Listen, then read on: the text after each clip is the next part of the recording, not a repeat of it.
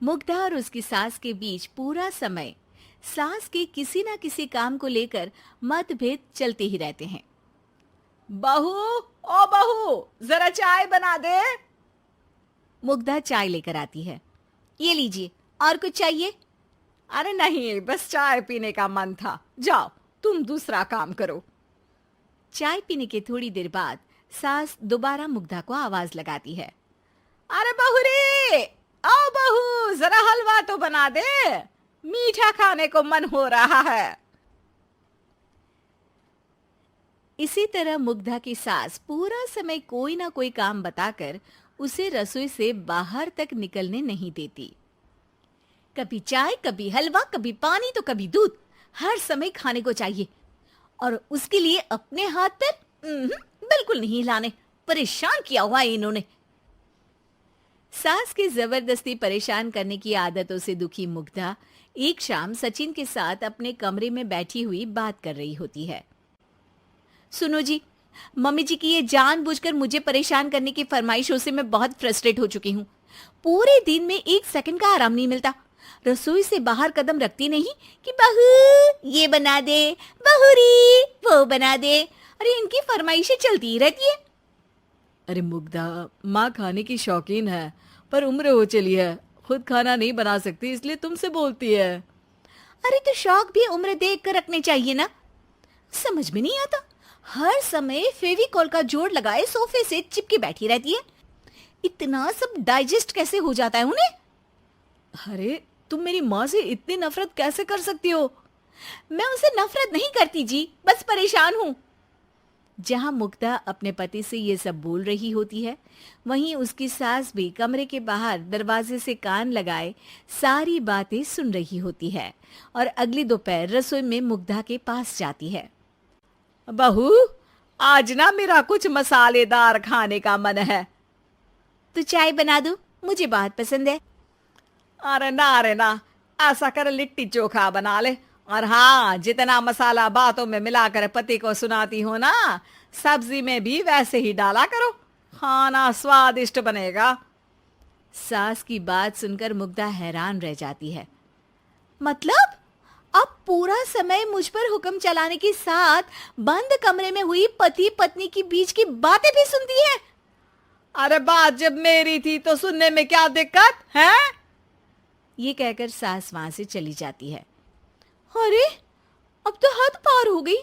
इस तरह से तो ये मेरा जीना मुश्किल कर देंगी। मुग्धा सास की हरकतों से परेशान उसका हल सोचने लगती है और इसी तरह कुछ दिन बीत जाते हैं, जिसमें सास का जन्मदिन आता है। मुग्धा बहुत खुशी के साथ अपनी सास को एंड्रॉयड मोबाइल गिफ्ट करती है। मम्मी, आपको सबसे बात करने के लिए बहुत दिक्कत होती है ना? कभी सचिन तो कभी मुझे बोलना पड़ता है, पर इस मोबाइल से आपको कोई दिक्कत नहीं होगी। एक जगह बैठे बैठे बहुत कुछ कर सकती हैं अब आप। मोबाइल देख सासू माँ खुश हो जाती है, पर उसे इस्तेमाल करना तो आता नहीं, इसलिए साइड में रख देती है। जिसे देख मुग्धा घर का सारा काम छोड़ मोबाइल सेट कर सास को इस्तेमाल करना सिखाने लगती है, जिसके बाद अब सास पूरा समय मोबाइल में ही लगी रहती है।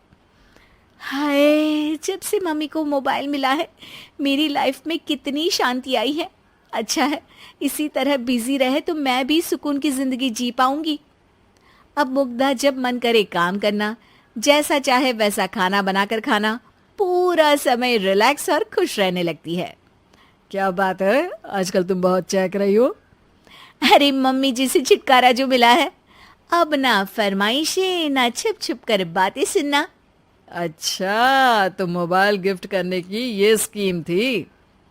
इसी तरह दिन बीतते हैं और अब मोबाइल पर लगी सास फरमाइशों की जगह सवालों के लिए बहू को आवाजें लगाना शुरू कर देती है। अरे बहू सुन तो, देख जरा किसी का फोन क्यों नहीं मिल रहा? रिचार्ज खत्म हो गया है, पर अभी 4 दिन पहले ही तो मैंने किया था। इतनी जल्दी कैसे खत्म हो गया?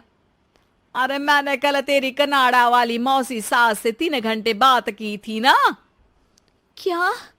इतना महंगा तो मोबाइल भी नहीं आया जितना महंगा इसका रिचार्ज पड़ रहा है। इसके बाद तो जैसे मुग्धा के दिन के 24 घंटे में से 20 घंटे सास के पास उनके मोबाइल रिलेटेड प्रॉब्लम सॉल्व करने की ड्यूटी ही बन जाती है। अरे मुग्धा, ये मोबाइल में अचानक तेरी मौसी सास की शक्ल क्यों दिखने लगी? और ये तो हिल भी रही है। मम्मी, ये गूगल डुओ का वीडियो कॉल है। इसमें आप बात करने के साथ एक दूसरे की शक्ल भी देख सकती हो। अच्छा, ये तूने मुझे पहले क्यों नहीं बताया? अब बताने के लिए पहले नहीं बताया। इसी बीच सचिन भी वहां आ जाता है और सास अपनी वीडियो कॉल में बिजी हो जाती है। क्यों, सास बहू में क्या गपशप चल रही है? इसे गपशप नहीं, दिमाग का दही होना बोलते हैं। पर तुम तो मम्मी को मोबाइल देकर बहुत खुश थी, फिर क्या हुआ? हाँ, उसका सुकून भी कुछ ही दिन मिला। अब घर के टंटे खत्म हुए तो मोबाइल की टिंग टिंग शुरू हो गई। देखो भाई, कुछ पाने के लिए कुछ खोना तो पड़ता है। आखिर तुमने मोबाइल अपने फायदे के लिए ही तो दिया है, तो फिर सवालों के जवाब भी देने पड़ेंगे, क्योंकि जब तक उनके हाथ में ये फुंथरू रहेगा, तुम्हारी लाइफ में प्राइवेसी और सुकून रहेंगे। कहने का मतलब है अगर इससे प्यार बढ़े तो दाग अच्छे हैं। अरे मुझे पहले दिन से ही पता है मोबाइल किस मकसद से दिया गया है। भूलो मत, इससे पहले मैं बातें ही सुनती थी। सास की ये बात सुनकर मुग्धा शॉक में और सचिन हंसता रह जाता है।